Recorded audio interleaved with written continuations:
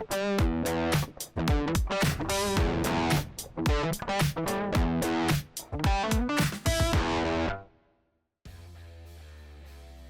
guys, welcome back. Today I'm going to be painting up another Hive Fleet Typhon Tyranid model, this time in the way of a Von Ryan's Leaper. But this time I'm going to be making a few changes to my Hive Fleet Typhon recipe to try and improve it and give it a more grimdark look.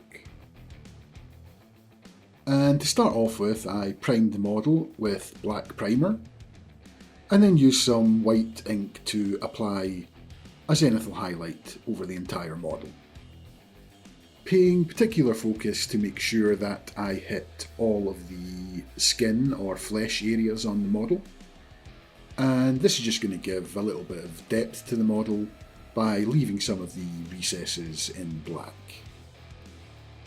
And this is really an optional step, and if you don't have an airbrush or don't feel comfortable applying a zenithal highlight, you can always just start from a white primed model instead, as the end result will still be fairly similar.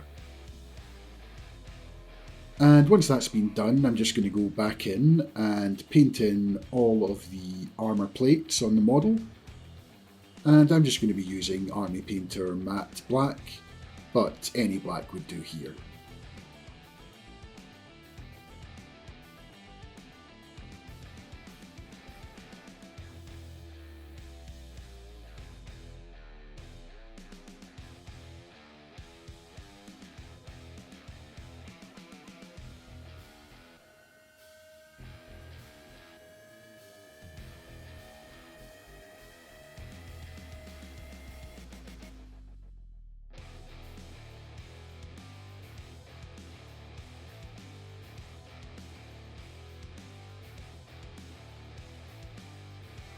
And after all the armour panels have been painted up in black, I then go in with a dry brush to apply a two-step highlighting process. Firstly by applying a heavy dry brush of Army Painter Night Sky, followed up by a much lighter dry brush of Army Painter Runic Cobalt.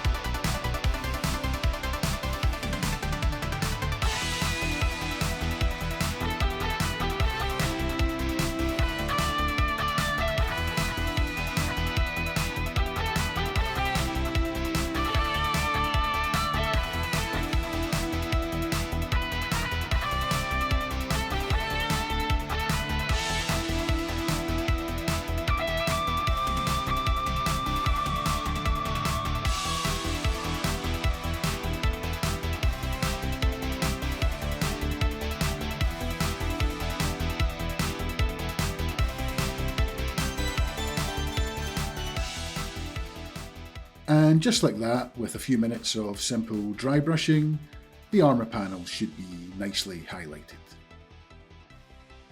I'm then going to be using Liquitex Muted Grey to paint in all of the bones on the chest and all of the top half of all of the limbs as well.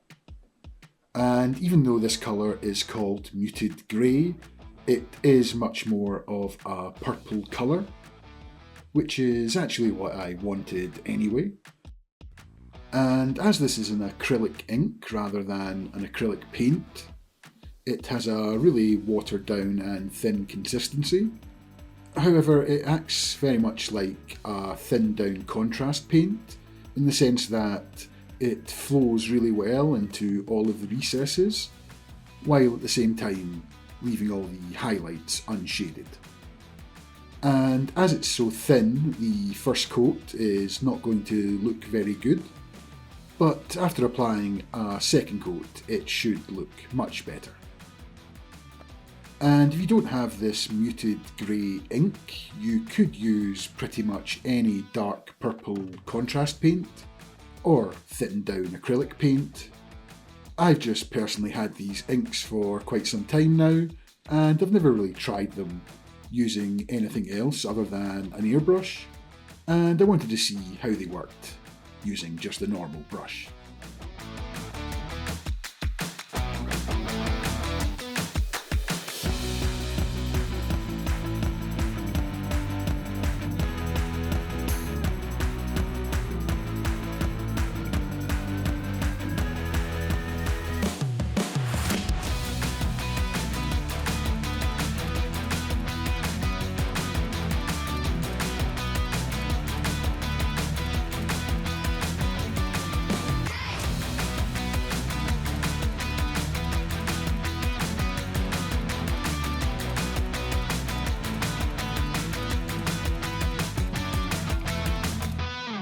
Next I'm going to use Liquitex Muted Pink to paint in all of the horns, claws, hooves, tentacles, and also the back part of the head as well.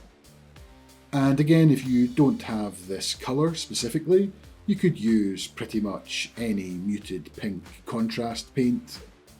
I have used Citadel Volupus Pink a lot in the past, and the two colours are very similar. And just like the muted grey, I'm going to be applying 2 coats of this to the model.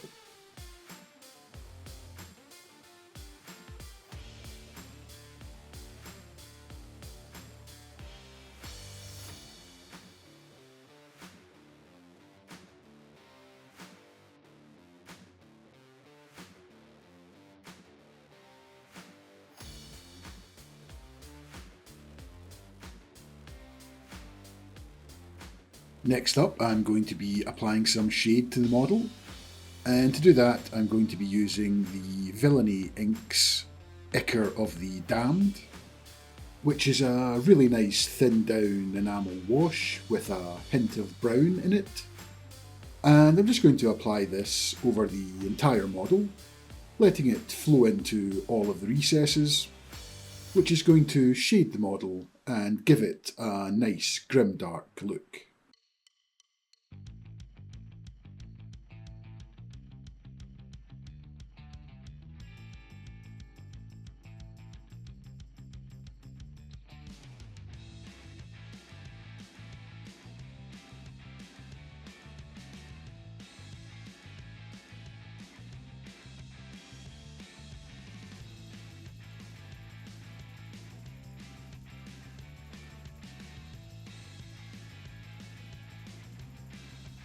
Then, after allowing that to dry overnight, I then applied a coat of matte varnish to the entire model. I then went in with some Villainy inks Carrion Crimson, which is a bit like a technical paint in the sense that it has some large chunks of pigment mixed in with it, which is supposed to give the model a more gritty, gory look. And this is the first time I've used this product, and I'm just going to apply it to all of the desaturated pink parts of the model, which once dried should give these parts a more satin or glossy look to them, along with providing these parts some shading and giving them a more grimdark feel.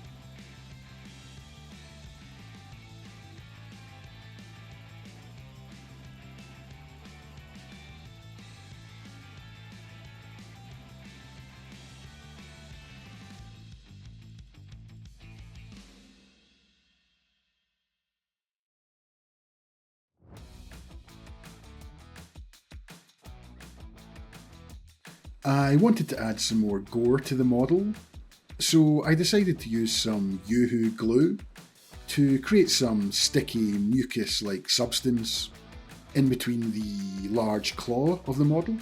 And this is really easy to do. You just need to use a cocktail stick to take a little bit of the glue and then place it where you want on the model, and then stretch it out to the place you want to attach it to, and just use a kind of twisting motion with the cocktail stick, and that should detach the glue in the area you need it. And I'm just going to repeat this process across the length of the claw.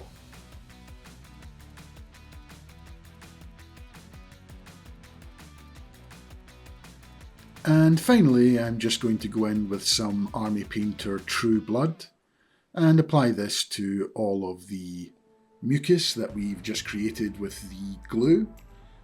And this is just going to give it a little bit more of a gory look.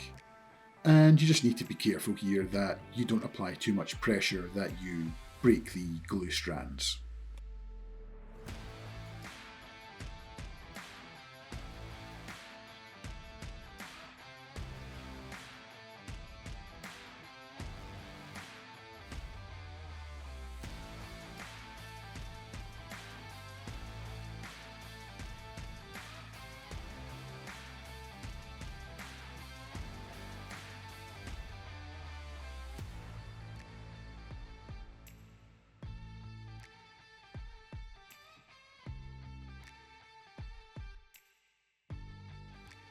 And after that, the model is ready to be based.